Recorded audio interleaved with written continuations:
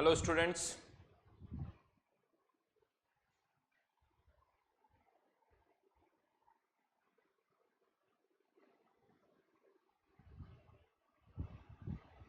Hello students. तो last class के अंदर हम फर्स्ट ऑर्डर काइनेटिक्स डिस्कस कर रहे थे और फर्स्ट ऑर्डर काइनेटिक्स के अंदर जो मेनली हमारा डिस्कशन था वो about experimental determination of rate constant for first order reaction. First order reactions के रेट कांस्टेंट हम कैसे फाइंड आउट कर सकते हैं, पर्टिकुलरली फर्स्ट ऑर्डर के अंदर सिंस जो फॉर्मूला होता है वो k equals to 1/t ln 1/a0/at होता है, तो यहां पर हम इंस्टेड ऑफ कंसंट्रेशन और बहुत सारी इंफॉर्मेशन डायरेक्टली पुट कर सकते हैं। जैसा लास्ट क्लास में हमने देखा था कि इंस्टेड ऑफ कंसंट्रेशन हम प्रेशर पुट कर सकते हैं, इंस्टेड ऑफ कंसंट्रेशन हम डायरेक्ट टाइट्रेशन रीडिंग्स भी पुट कर सकते हैं।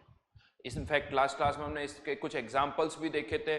डीकंपोजिशन ऑफ H2O2 वाला एक एग्जांपल हमने लिया था, देन हाइड्रोलिसिस ऑफ एस्टर का एक और एग्जांपल हमने लिया था। यहां पर मैं फिर से वापस एक बार आपको acid catalysed hydrolysis of ester जो लास्ट क्लास में हम ले चुके हैं वो वापस से एक्सप्लेन कर रहा हूं। Acid catalysed hydrolysis of ester reaction जो थी एस्टर की वाटर के साथ रिएक्शन हो रही थी, hydrolysis in presence of H+ ion, product is acetic acid plus ethanol.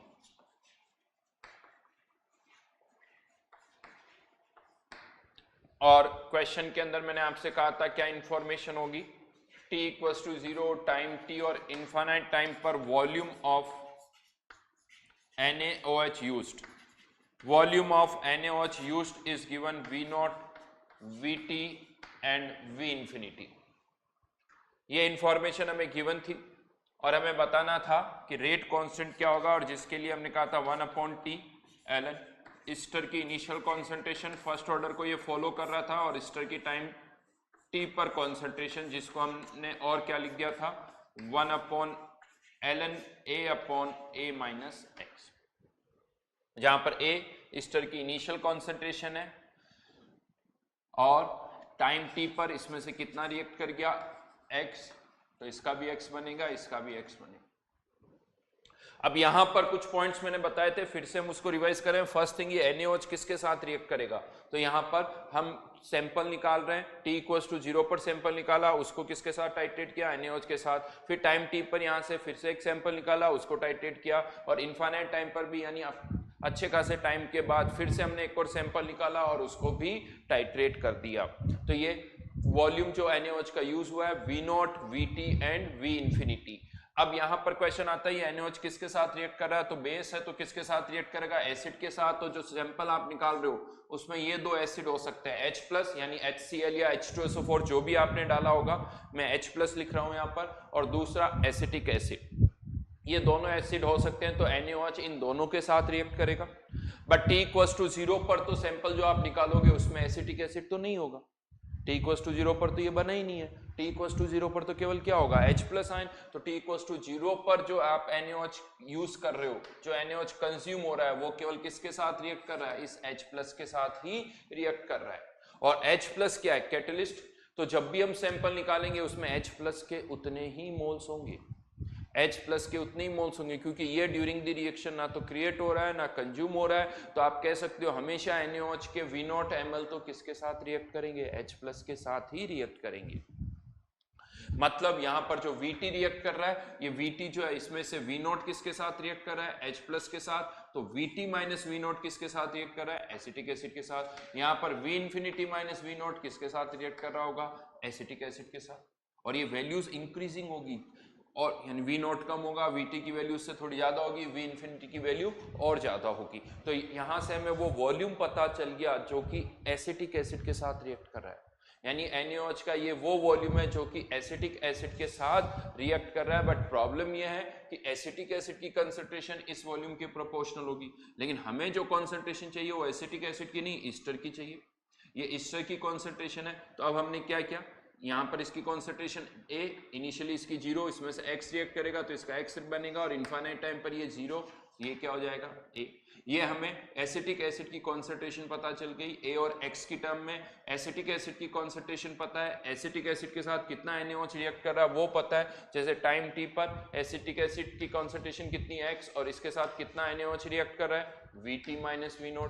Infinite time पर एसिटिक एसिड की कॉन्सेंट्रेशन कितनी है A और इसके साथ कितना NaOH रिएक्ट कर रहा है, इसके साथ टाइम कितना रिएक्ट कर रहा है V इंफिनिटी माइनस V0।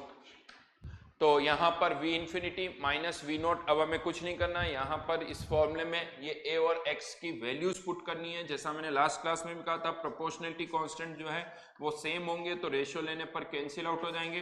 तो V infinity minus V0 upon इन दोनों का डिफरेंस A माइनस एक्स, तो V infinity minus VT। Direct ये वॉल्यूम आप यहाँ पर पुट कर सकते हो, ये वॉल्यूम जो यहाँ पर गिवन है।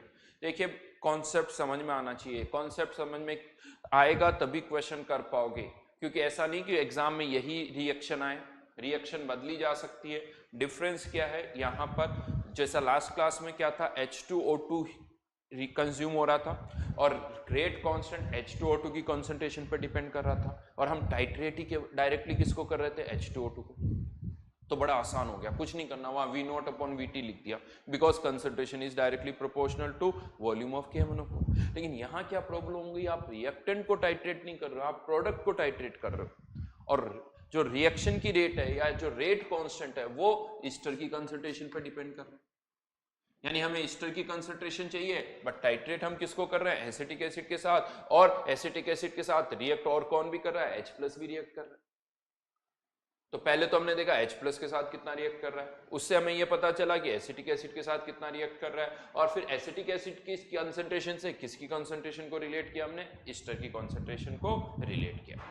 एक एग्जांपल और देता हूं, जितने अलग अलग तरह के एग्जांपल्स करोगे यहां पर उतनी क्लियरिटी बढ़ेगी।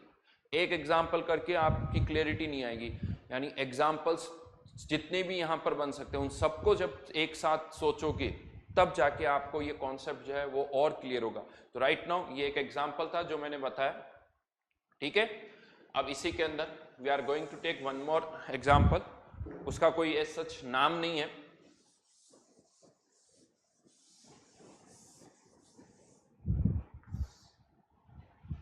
थर्ड एग्जाम्पल मैं ले रहा हूं, डायरेक्ट रिएक्शन लिख रहा हूं यहां पर।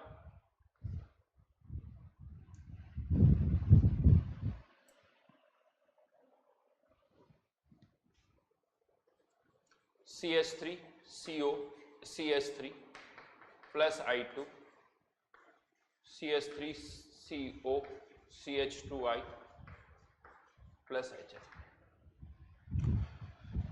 ये एसीटोन है, बेसिकली आयोडीन के साथ रिएक्शन हो रही है, ये प्रोडक्ट बन रहा है, और यहां पर हमें इंफॉर्मेशन क्या गिवन है, क्या क्या इंफॉर्मेशन गिवन है वो मैं बता रहा हूं। T=0 टाइम T और इनफाइनाइट टाइम पर volume of hypo used, volume of hypo used, hypo का फॉर्मूला पता है, यस Na2H2O3 होता है। ये किसके साथ रिएक्ट करता है, हाइपो आयोडीन के साथ रिएक्ट करता है। ये जो हाइपो होता है वो आयोडीन के साथ रिएक्ट करता है। Redox reactions, equivalent concept and redox reactions, उसमें ये रिएक्शन बहुत ही कॉमन है, आयोडीन की हाइपो के साथ रिएक्शन। तो यहाँ पर हम यहाँ जो सैंपल निकाल रहे हैं उसको किसके साथ रिएक्ट करवा रहे हैं, हाइपो के साथ, Na2H2O3 सोडियम थायोसल्फेट के साथ रिएक्शन करवा रहे हैं। अगेन यहाँ पर गिवन है कि ये एक फर्स्ट ऑर्डर रिएक्शन है, मतलब यहाँ पर रिएक्शन की जो रेट है, इसको मैं हटा रहा हूं अब यहां से, ये फर्स्ट ऑर्डर काइनेटिक्स को फॉलो कर रही है।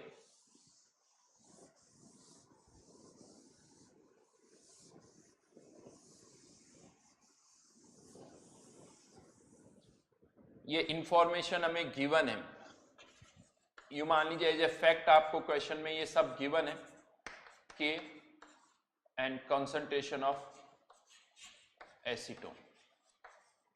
तो यहां पर के की वैल्यू क्या आ जाएगी, 1/T ln एसीटोन की इनिशियल कॉन्सेंट्रेशन और एसीटोन की टाइम टी पर concentration 1/T ln A minus x, A minus x, ये एसीटोन की कंसेंट्रेशन है। यहाँ पर क्वेश्चन आता है सर रिएक्टेंट तो आयोडीन और भी है, तो यहाँ पर रिएक्शन की रेट तो इस पर दोनों पे डिपेंड करनी चाहिए। तो मैंने आपसे पहले ही कहा था रिएक्शन की रेट में ऑर्डर कुछ भी हो सकता है। तो यहाँ पर आपको गिवन है कि रिएक्शन की रेट एसीटोन पर ही डिपेंड कर रही है, I2 पर डिपेंड नहीं कर रही है। क्यों नहीं कर रही है, आपको उसके बारे में अभी कुछ भी नहीं सोचना है। आपको जो गिवन है आपको वो इंफॉर्मेशन यूज करनी है। तो हमें ये गिवन है कि एसीटोन पर डिपेंड कर रही है, आयोडीन पर डिपेंड नहीं कर रही है, मतलब इसकी पावर 1, तो ये फर्स्ट ऑर्डर हो गया। हमें क्या करना है, यहाँ पर भी ए और एक्स को इन वॉल्यूम से रिलेट करना है। लेकिन प्रॉब्लम अगेन ये है कि ए और एक्स कॉन्सेंट्रेशन किसकी है, एसीटोन की, लेकिन ये जो वॉल्यूम हाइपो का आप कंज्यूम हो रहा है वो किसके साथ रिएक्ट कर रहा है, आयोडीन के साथ। तो कैसे इसको यूज करना होगा वो अब हमें देखना है यहाँ पर। तो यहाँ पर मैं मान लेता हूँ इनिशियली एसीटोन और आयोडीन की इनिशियल कॉन्सेंट्रेशन मैंने एक की ए मान ली, दूसरे की बी मान ली। क्वेश्चन पहला ये आता है कि यहाँ पर क्या इन दोनों की कॉन्सेंट्रेशन सेम होगी, क्या इन दोनों की कॉन्सेंट्रेशन सेम होगी? अगर नहीं होगी तो किसकी कॉन्सेंट्रेशन ज्यादा होगी? ये इंफॉर्मेशन आपको यहां पर सब गिवन है, यानी ये डेटा गिवन है, क्वेश्चन पूरा गिवन है कि इसके इतने एमएल कंज्यूम हुए, इसका इतना, यहां पर इतना एमएल कंज्यूम हुआ, यहां पर इतना एमएल कंज्यूम हुआ, और ये कोई भी वैल्यू जीरो नहीं है। वी नॉट, वी टी और वी इंफिनिटी की कोई ना कोई वैल्यू आपको गिवन है। तो आपको ये बताना है कि क्या ये इक्वल है या अनइक्वल है, और अगर अनइक्वल है तो किसकी वैल्यू ज्यादा है। यहां पर अगर हम देखें तो एक फर्स्ट ऑर्डर रिएक्शन जो होती है हमें पता है इनफाइनाइट टाइम पर वो कंप्लीट हो जाती है, मतलब जो भी रिएक्टेंट है वो कंज्यूम हो जानी चाहिए इनफाइनाइट टाइम पर। अब यहां पर अगर हम देखें ए और बी दोनों दो रिएक्टेंट, ये दो रिएक्टेंट, अगर इनकी कॉन्सेंट्रेशन इक्वल है, कॉन्सेंट्रेशन अगर इक्वल है तो इनफाइनाइट टाइम पर ये दोनों ही पूरे रिएक्ट कर जाएंगे, क्योंकि 1:1 के रेशो में रिएक्ट कर रहे हैं। अगर कॉन्सेंट्रेशन इक्वल है तो दोनों पूरे रिएक्ट कर जाएंगे इनफाइनाइट टाइम पर। जब दोनों पूरे रिएक्ट कर गए तो इनफाइनाइट टाइम पर जो हम सैंपल निकालेंगे उसमें कोई आयोडीन नहीं होगी, और उसमें कोई आयोडीन नहीं होगी तो उसके साथ हाइपो भी रिएक्ट नहीं करेगा, जबकि हमें यहाँ पर गिवन है कि इनफाइनाइट टाइम पर भी जो हम सैंपल निकाल रहे हैं उसमें से हाइपो जो है वो रिएक्ट कर रहा है, उसमें हाइपो रिएक्ट कर रहा है। तो यहां पर इनफाइनाइट टाइम पर जो हम सैंपल निकाल रहे हैं उसके साथ भी हाइपो रिएक्ट कर रहा है। इसका मतलब इनफाइनाइट टाइम पर जो सैंपल हमने निकाला उसमें आयोडीन है, उसके अंदर आयोडीन है, इसका मतलब इनफाइनाइट टाइम तक आयोडीन तो खत्म नहीं हो रही। अब आयोडीन खत्म नहीं हो रही लेकिन रिएक्शन तो कंप्लीट हो रही है। अगर रिएक्शन कंप्लीट हो रही है इसका मतलब इन दोनों में से कोई एक ना एक तो रिएक्ट कर ही रहा है, कंप्लीटली रिएक्ट कर रहा है। तो अगर आयोडीन बच रही तो इसका मतलब एसीटोन पूरा रिएक्ट कर रहा है, इसका मतलब B must be greater than A, B must be greater than A.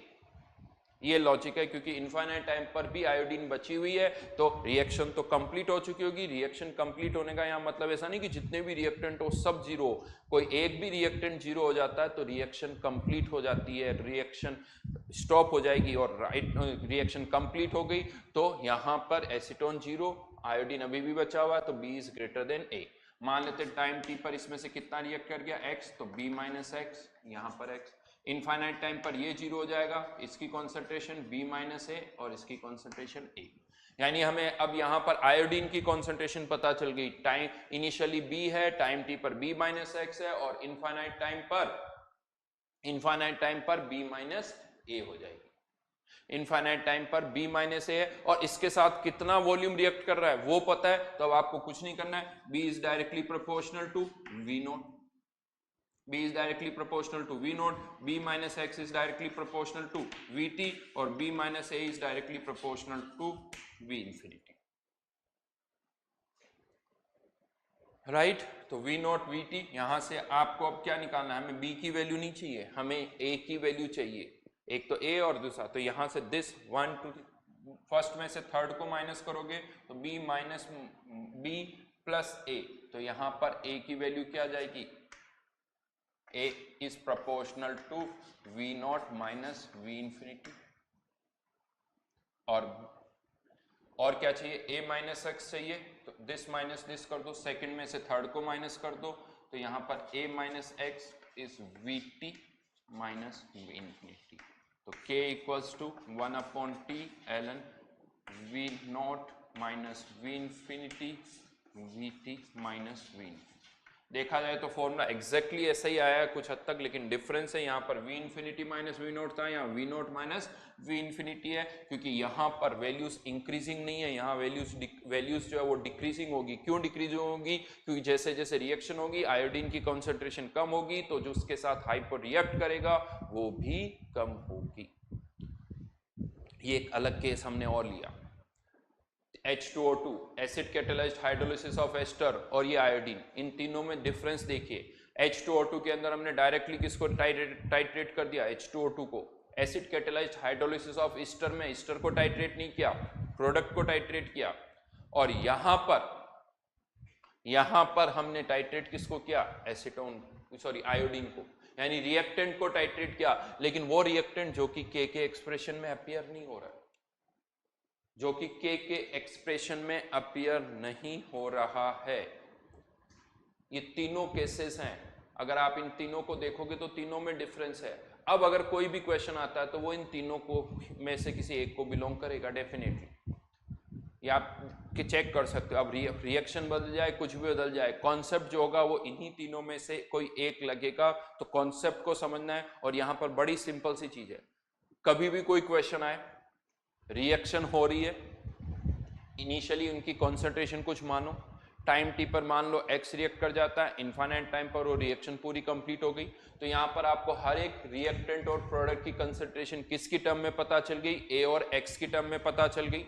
ये आपको हमेशा करना है।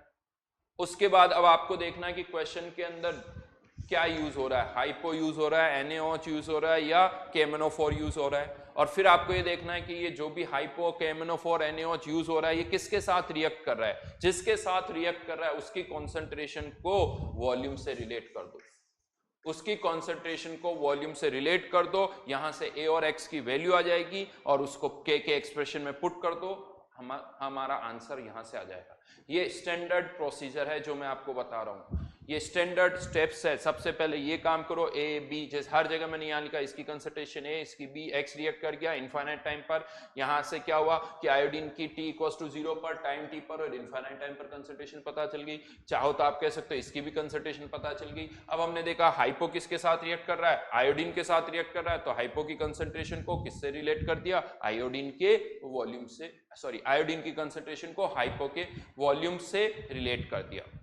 नहीं दे सकता, ठीक है। इसी में अब मैं आगे बढ़ रहा हूं, एक एग्जांपल और ले रहे हैं। इसका भी अगेन कोई नाम नहीं है, बट लेट्स से ये कोई रिएक्शन हो रही है, A converting into B plus C, और इसके लिए भी हमें कहा जा रहा है कि ये एक फर्स्ट ऑर्डर रिएक्शन है, T इक्वल्स टू 0 और टाइम T पर वॉल्यूम ऑफ रिएजेंट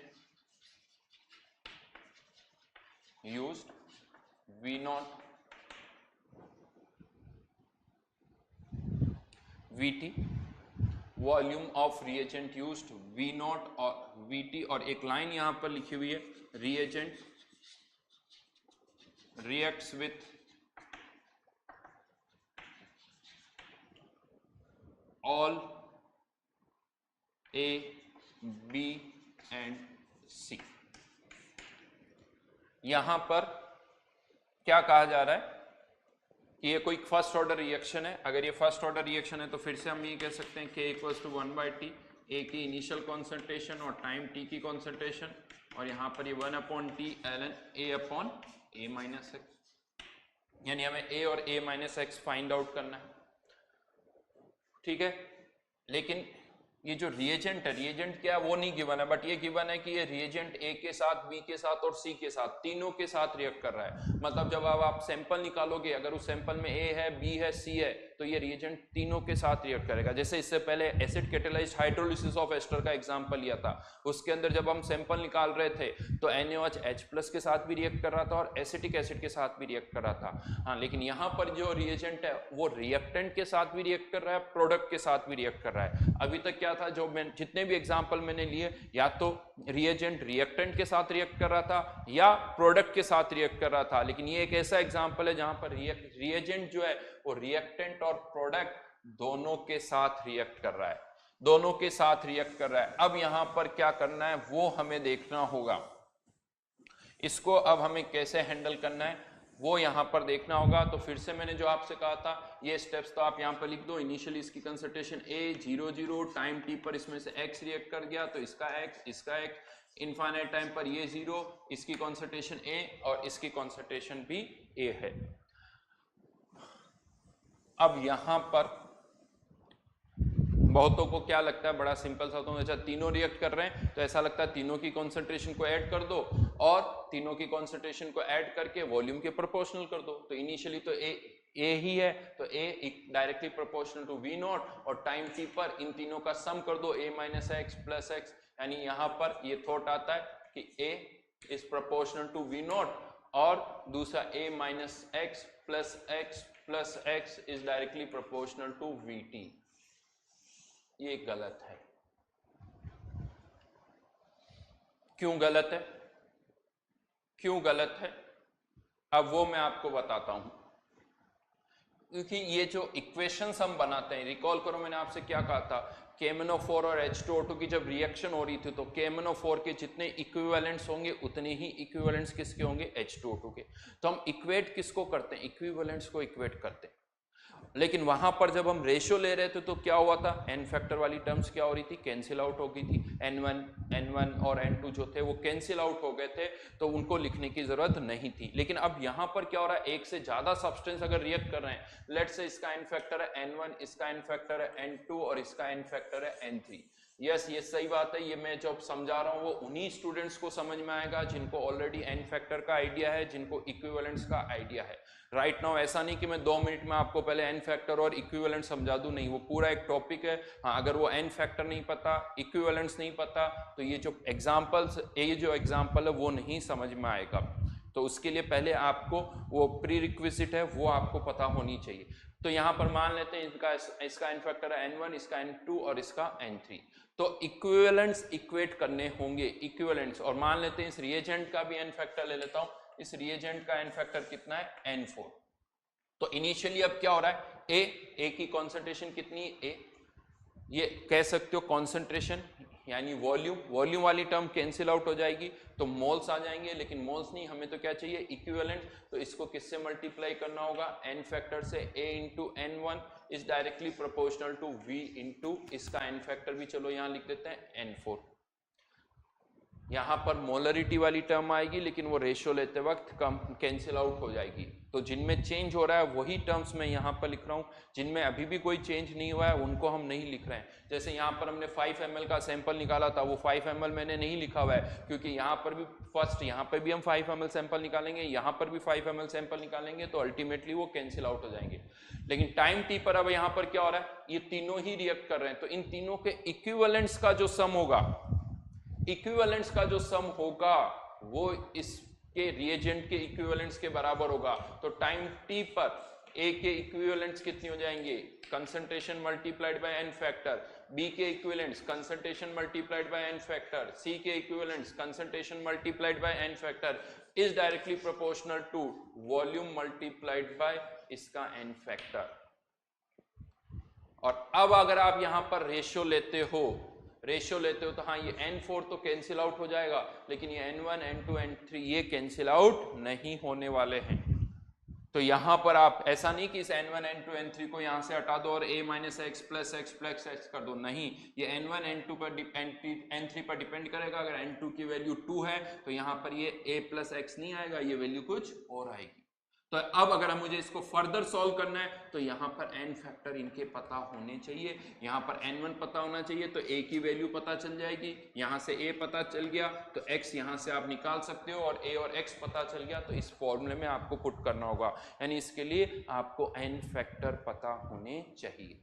देखिए अच्छा क्वेश्चन है ये, आप कह सकते हो एक अच्छा लेवल जेईई एडवांस में भी अगर मैं बात करूं तो एक अच्छा क्वेश्चन है जिसमें आपको थोड़ा अलग सोचना पड़ता है। इस तरह के क्वेश्चन जेईई में डायरेक्टली अभी तक नहीं आया, बट ऑब्वियसली बात है जेईई की अगर हम बात करें तो वहां पर हमेशा कुछ ऐसे क्वेश्चंस हमें देखने को मिलते हैं जो पहले कभी भी नहीं आए हुए हैं। तो ये मैं कह सकता हूँ ये फ्यूचरिस्टिक थॉट है कि हाँ हो सकता है जेईई में आगे चल के, और ये गारंटीड है कभी ना कभी तो जेईई में ये क्वेश्चन इस तरह का आएगा। वो 2 साल बाद आए, 5 साल बाद आए, वो कभी भी आ सकता है, क्योंकि ऐसा बहुत हुआ है। हमने 10-10 सालों तक क्वेश्चंस क्लास के अंदर करवाए और वो जेईई में नहीं आए, बट एक टाइम ऐसा आया आफ्टर 10 ईयर्स की वो ही क्वेश्चन एग्जैक्टली जेईई के अंदर पूछे गए हैं। तो ये लंबा टाइम फ्रेम है, हमें प्रैक्टिस हमें माइंड में रखना होगा।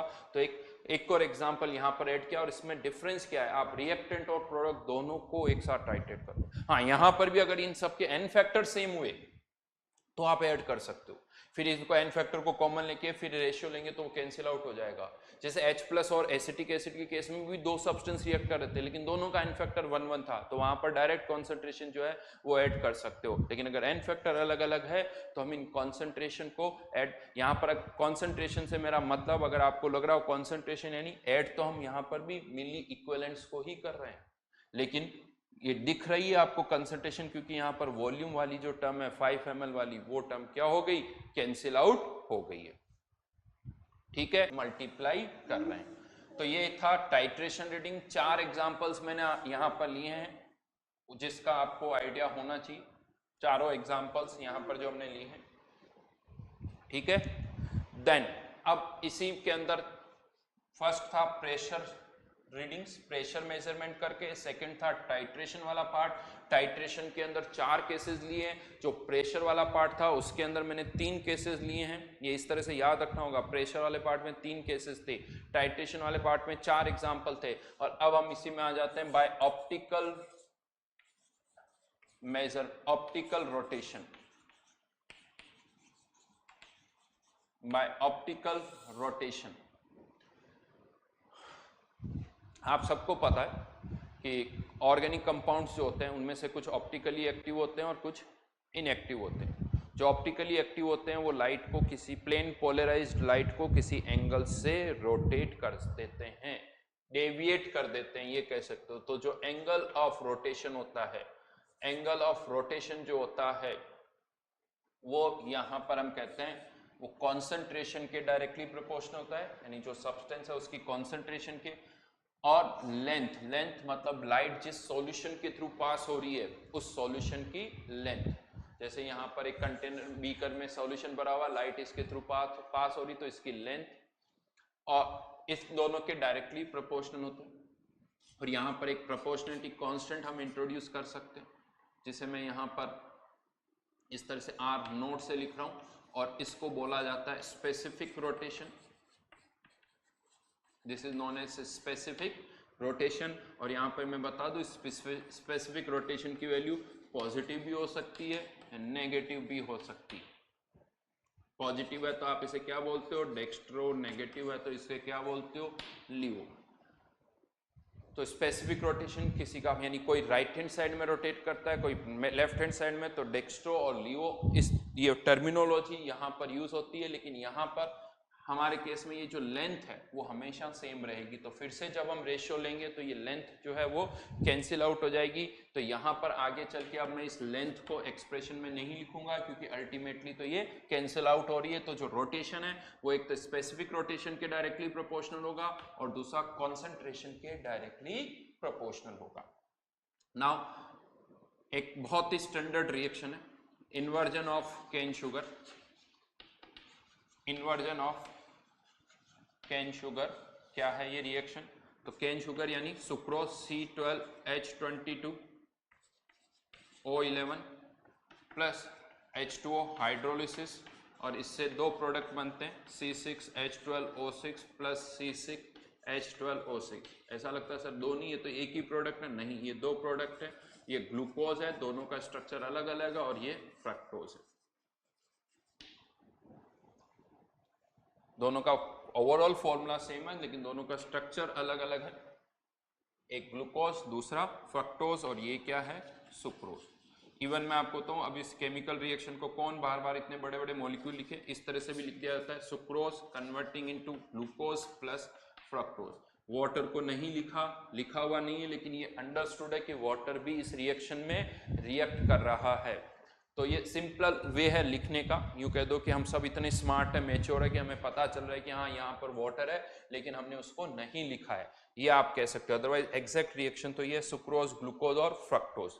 राइट। यहाँ पर मैं बता दूं सुक्रोज का जो स्पेसिफिक रोटेशन होता है वो प्लस होता है, ग्लूकोज का भी प्लस होता है, लेकिन फ्रक्टोज जो होता है उसका अपोजिट होता है। तो ये प्लस और ये हम क्या करें माइनस होगा, राइट। तो ये जस्ट इनके स्पेसिफिक रोटेशन में भी मैं आपको बता दूं, स्पेशली ग्लूकोज और फ्रक्टोज की मैं बात करूं तो फ्रक्टोज का जो स्पेसिफिक रोटेशन का मैग्नीट्यूड होता है वो ग्लूकोज के स्पेसिफिक रोटेशन से ज्यादा होता है। ये जनरल इंफॉर्मेशन है, डायरेक्ट इस क्वेश्चन में उसका कोई यूज नहीं है, बट एक जनरल इंफॉर्मेशन मैंने आपको दी कि हाँ इसका रोटेशन नेगेटिव होता है, इसका पॉजिटिव होता है, और मैग्नीट्यूड जो है वो फ्रक्टोज का ज्यादा होता है। अब ये तीनों ही ऑप्टिकली एक्टिव कंपाउंड है। इस रिएक्शन के अंदर सुक्रोज, ग्लूकोज और fructose all three are optically active. हाँ, और ये भी एक फर्स्ट ऑर्डर रिएक्शन है, ये अगेन गिवन है, ये फर्स्ट ऑर्डर रिएक्शन है जिसकी रेट सुक्रोज की कंसंट्रेशन पर डिपेंड करती है। तो सुक्रोज की इनिशियल कंसंट्रेशन अपॉन सुक्रोज की टाइम टी पर कंसंट्रेशन।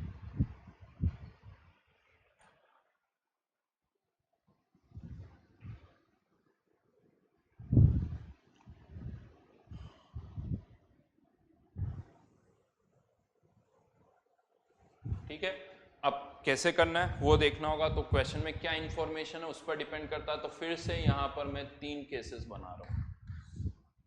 आप कह सकते हो सर आप केसेस बहुत बनाते हो, बट ये केसेस ही बहुत इंपॉर्टेंट है। हर जगह ये जो कैटेगराइजेशन है, कोई भी आप सब टॉपिक स्टडी कर रहे हो तो वहाँ कैटेगराइजेशन बहुत इंपॉर्टेंट होता है। उससे रिलेटेड जितने भी क्वेश्चंस है वो सब आपको एक साथ डिस्कस करने चाहिए, तभी समझ में आता है। पता चला एक क्वेश्चन मैंने अभी बता दिया, फिर एक क्वेश्चन मैंने याद आया 2 दिन बाद फिर बता दिया कि देखो इस पर ऐसा क्वेश्चन भी बनता है, फिर 5 दिन बाद मैंने एक क्वेश्चन और बता दिया कि देखो इस तरह का भी क्वेश्चन बनता है, फिर कुछ नहीं समझ में आने वाला। जितने भी क्वेश्चंस हैं वो सब एक जगह होने चाहिए। तो ये जो केसेज हैं, कैटेगराइजेशन है, ये सब बहुत इंपॉर्टेंट। तो केस 1 यहां पर इंफॉर्मेशन क्या गिवन है, t इक्वल्स टू 0 और टाइम t पर rotation due to sucrose R naught RT, rotation due to sucrose.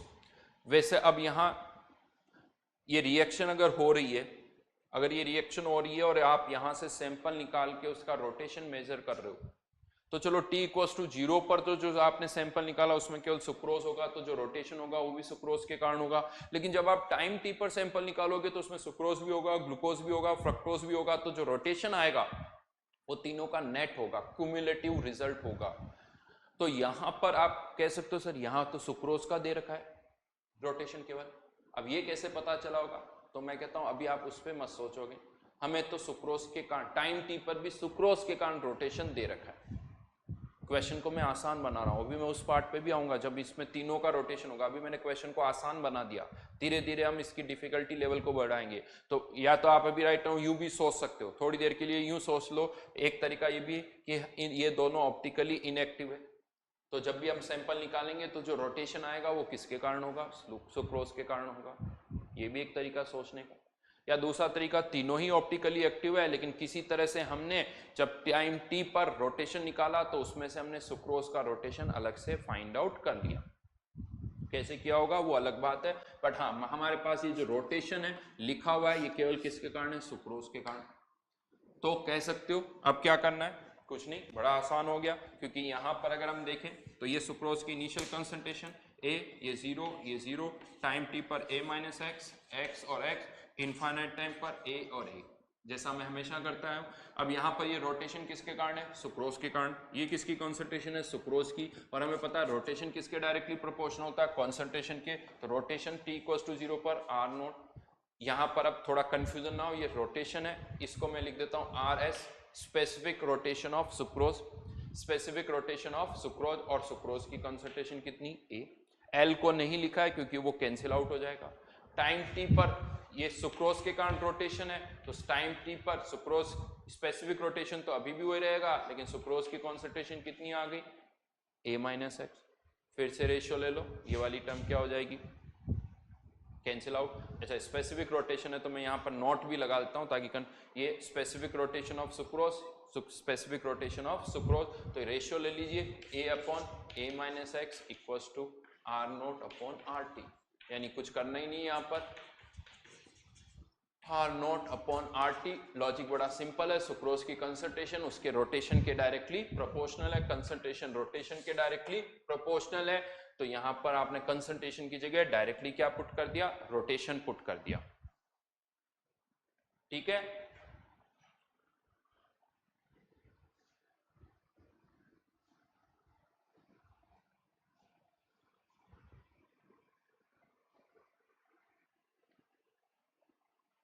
ठीक है, तो ये तो बड़ा आसान हो गया। क्यों? क्योंकि जिसकी कॉन्सेंट्रेशन चाहिए उसी के कारण रोटेशन दे रखा है, तो ये हमारे लिए बहुत आसान हो गया। Then case to,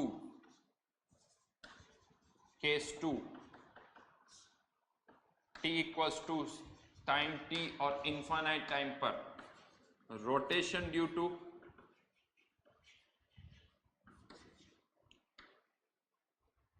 glucose plus fructose. यानी अब की बार आपको जो रोटेशन यहां पर दे रखा है वो सुक्रोज के कारण नहीं दे रखा है, वो ग्लूकोज और फ्रक्टोज के कारण दे रखा है। अब क्या करें, हमें तो कॉन्सेंट्रेशन किसकी चाहिए, सुक्रोज की। रोटेशन किसके कारण दे रखा है, ग्लूकोज और फ्रक्टोज। तो फिर से वही, इसकी ए कंसेंट्रेशन है, ये 0 0 ए माइनस एक्स, एक्स और इनफाइनाइट टाइम पर ए और ए। तो हमें ए और एक्स की वैल्यू फाइंड आउट करनी है, हमें ए और एक्स की वैल्यू फाइंड आउट करनी है। ये ग्लूकोज और फ्रक्टोज की कंसेंट्रेशन है ए और एक्स की टर्म में, और ये उनके कारण रोटेशन है। तो फिर से इक्वेशन बना लो। अब यहां पर टाइम टी पर ग्लूकोज की कंसेंट्रेशन एक्स और फ्रक्टोज की भी एक्स, तो टाइम टी पर रोटेशन कितना, आर टी। ग्लूकोज के कारण स्पेसिफिक रोटेशन को क्या ले लेते हैं, R G note into glucose की कंसेंट्रेशन एक्स। फ्रक्टोज के कारण स्पेसिफिक रोटेशन को क्या ले लेते हैं, आर एफ नोट इंटू किसकी कॉन्सेंट्रेशन, फ्रक्टोज की कॉन्सेंट्रेशन एक्स टाइम टी पर। इनफाइनाइट टाइम पर R G note into A, R G note into ए और आर एफ नोट इंटू ए। क्योंकि इनफाइनाइट टाइम पर ग्लूकोज और फ्रक्टोज की कंसेंट्रेशन कितनी हो गई, ए, कंसेंट्रेशन ए, इनके स्पेसिफिक रोटेशन। यहां पर फिर से रेशियो ले लो, R infinity upon R T, this divided, तो ए अपॉन क्या आ जाएगा, एक्स। ये स्पेसिफिक रोटेशन वाली वैल्यूज जो है वो क्या हो गई, कैंसिल आउट हो गई। एक तरह से आप ये कह सकते हो यहां पर ए अपॉन एक्स की वैल्यू पता चल गई, या यूं कह दो A is proportional to R infinity और X is proportional to R T. समझ में आ रही मेरी बात? नहीं तो +1 -1 करके भी आप निकाल सकते हो, बिकॉज अल्टीमेटली हमें तो किसकी वैल्यू चाहिए, ए अपॉन ए माइनस एक्स। तो यहां पर मैं कह सकता हूं 1 अपॉन टी। अब मैं कैसे कर रहा हूं, यहां से ये वैल्यूज यहां पुट कर रहा हूं, वो आप खुद सोच लेना।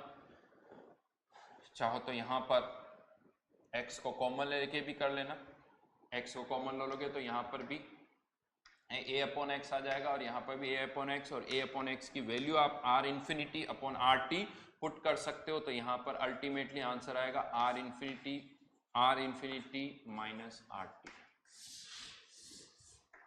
लेकिन ये कब है, जब रोटेशन किसके कारण दे रखा हो, ग्लूकोज प्लस फ्रक्टोज। यहाँ पे भी वही डाउट आएगा, सर केवल ग्लूकोज और फ्रक्टोज का रोटेशन कैसे आएगा, वहां पर सुक्रोज है तो सुक्रोज का भी कंट्रीब्यूशन होगा, तो होगा डेफिनेटली। अब हम आ जाते हैं एक्चुअल क्वेश्चन पर जो जनरली पूछे जाते हैं। ये तो मैंने आपको डेरिवेशन को आसान करने के लिए बता दिया कि हाँ केस 1 केस 2, लेकिन अब मैं यहां पर ले रहा हूं केस 3, जिसमें यहां पर लिखा हुआ है t equals to 0 time t और इनफाइनाइट टाइम पर रोटेशन लिखा हुआ है केवल, और कुछ भी नहीं लिखा हुआ है।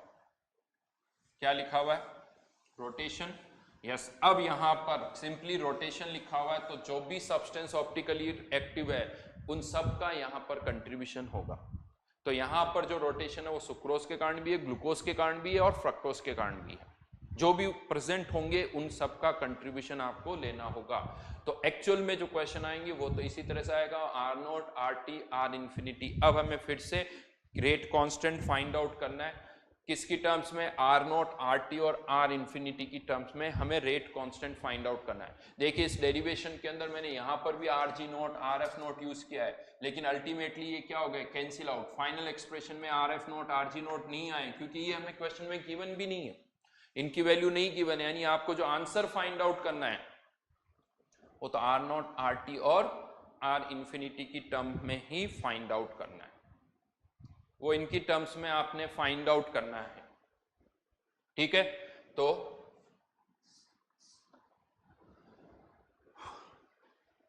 रोटेशन, अब फिर से इक्वेशन बनानी पड़ेगी, तरीका अभी भी वही है, बस अब ज्यादा सब्सटेंस इन्वॉल्व है। t इक्वल्स टू 0 पर रोटेशन क्या है, R naught. t equals to 0 पर हमारे अकॉर्डिंग रोटेशन केवल किसके कारण होना चाहिए, सुक्रोज के कारण, क्योंकि ग्लूकोज और फ्रक्टोज तो है ही नहीं, तो R S not specific rotation और t इक्वल्स टू 0 पर सुक्रोज की कंसंट्रेशन, ये हमारी होगी इक्वेशन नंबर 1। पहले मैं इनफाइनाइट टाइम की इक्वेशन बना रहा हूं यहां पर, तो इनफाइनाइट टाइम पर रोटेशन कितना दे रखा है, आर इन्फिनिटी, और इनफाइनाइट टाइम पर कंटेनर में क्या सुक्रोज होगा, सुक्रोज तो नहीं होगा, तो क्या होगा, ग्लूकोज होगा, ग्लूकोज के कारण रोटेशन, इनफाइनाइट टाइम पर ग्लूकोज की कंसंट्रेशन ए और इनफाइनाइट टाइम पर फ्रक्टोज की कंसंट्रेशन भी ए, ये हमारी क्या हो गई इक्वेशन नंबर 2। और टाइम टी पर हाँ यहां पर तीनों ही होंगे, सुक्रोज भी होगा, ग्लूकोज भी होगा, फ्रक्टोज भी होगा, तो R S not time T पर सुक्रोज की कॉन्सेंट्रेशन ए माइनस एक्स, ग्लूकोज की कॉन्सेंट्रेशन एक्स और फ्रक्टोज की कॉन्सेंट्रेशन भी एक्स, इन सबको उनके स्पेसिफिक रोटेशन से मल्टीप्लाई कर दिया, कुछ नहीं किया मैंने।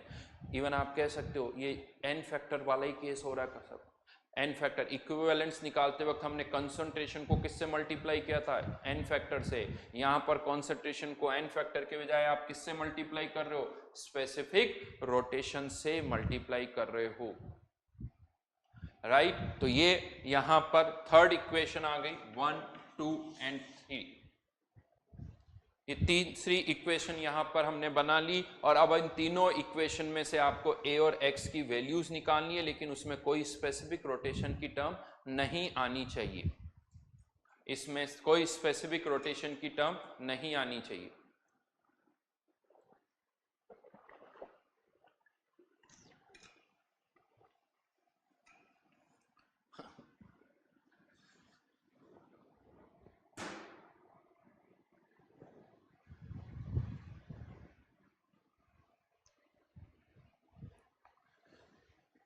था ये पार्ट, हमें इसको सिंप्लीफाई करना है, इसको भी आसान तरीका है। सबसे पहले मैं यहाँ पर 2 में से 1 को माइनस कर रहा हूँ, इक्वेशन 2 माइनस इक्वेशन 1, 2 में से 1 को माइनस किया तो R infinity minus R naught, यहाँ से ए कॉमन आ जाएगा तो minus R G naught, this minus sorry R S naught, this minus this, तो R S naught R G naught R F naught. इसको ओपन कर रहा हूं, ये जो एक ब्रैकेट है इसको ओपन कर रहा हूं, तो R S naught into A, R S naught into A, इसको क्या लिखा जा सकता है आर नॉट, और इस आर नॉट को इधर लेके आ गए तो by equation 3 R T minus R naught, यहां से इस टर्म को तो इधर लेके आ गए तो केवल एक्स बचा, तो एक्स को कॉमन ले लिया, minus are S not plus are G not plus are F not.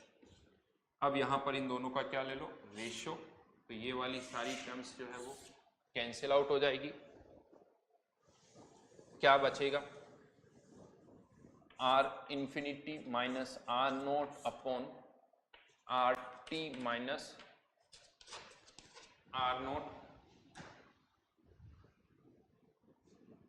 Equals to A upon x. और अब k की मैं ये वैल्यू पुट कर दो, यूं मान लो कि a की value R infinity minus R naught है, कोई प्रोपोर्शनलिटी कांस्टेंट है, तो a की जगह R infinity minus R naught और a माइनस एक्स में दोनों का डिफरेंस, तो आर इन्फिनिटी माइनस आर।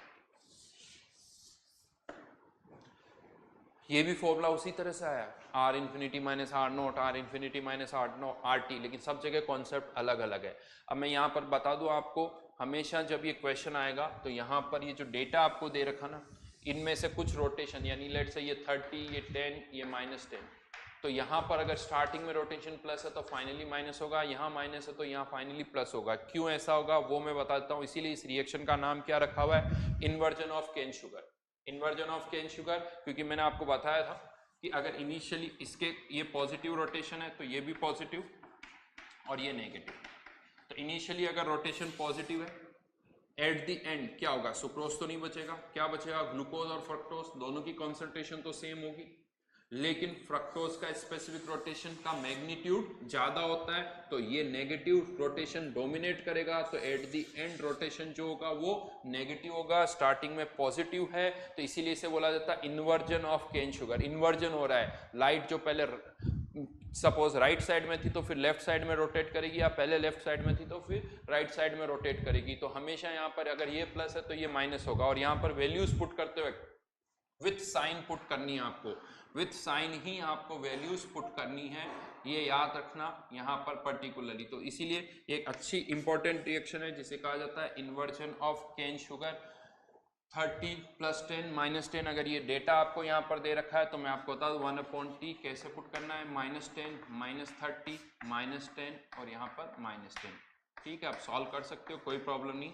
यहाँ पर k निकाला जा सकता है फॉर दिस पर्टिकुलर रिएक्शन। तो यहाँ पर 3 केसेस हमने लिए हैं, 3 केसेस हमने लिए।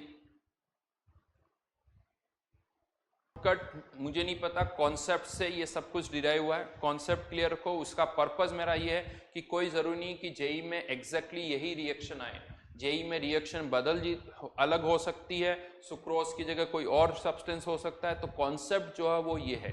तो जेई एडवांस के लिए मैं आपसे कहूँगा कि बहुत ज़्यादा शॉर्ट ट्रिक पर हम नहीं जाएं, बहुत ज़्यादा शॉर्टकट मेथड्स पे नाम बात करें, क्योंकि शॉर्टकट मेथड के अंदर एक सबसे बड़ी प्रॉब्लम क्या होती है कि उनके साथ में कुछ कंडीशंस होती है कि हाँ ये शॉर्टकट तभी लगेगा जब ये कंडीशन होगी। अब एग्जाम में क्या होता है हमें वो पता नहीं होता, तो इसीलिए ज़्यादा अच्छा है कि हम प्रोसेस के थ्रू जाएं। बहुत कम जगह पर हमें शॉर्टकट यूज़ करना चाहिए, और इवन आप नोटिस करोगे अभी जितना भी काइनेटिक्स में मैंने आपको बताया हुआ है कहीं पर भी कोई शॉर्टकट या इस तरह से नहीं है। तो मैं बहुत ज़्यादा शॉर्टकट में बिलीव नहीं करता हूँ, कॉन्सेप्ट क्लियर होने चाहिए, कॉन्सेप्ट के अकॉर्डिंग ही हमें चलना चाहिए। आप प्रैक्टिस करोगे तो वही चीज़ें आपके लिए उतनी ही आसान हो जाएगी। कन्फ्यूज़न नहीं क्रिएट होना चाहिए, कन्फ्यूज़न कभी भी क्रिएट नहीं होना चाहिए, है ना। क्योंकि जब भी मैं कोई शॉर्टकट बताऊंगा आपको, पहले मुझे इंश्योर करना होगा कि ये हर जगह लगना चाहिए, मुझे वो सारे केसेस आपको लेने होंगे, बताने पड़ेगी देखो यहाँ ये यूज़ होता है यहाँ नहीं होता, तो यहाँ पर फिर उसकी कोई ज़रूरत नहीं, ये बेसिक सी चीज़ हमने यहाँ पर ली। चलिए, तो इसके आगे फिर हम आगे करेंगे, नेक्स्ट क्लास में इसके आगे वाला पार्ट करेंगे। Thank you very much.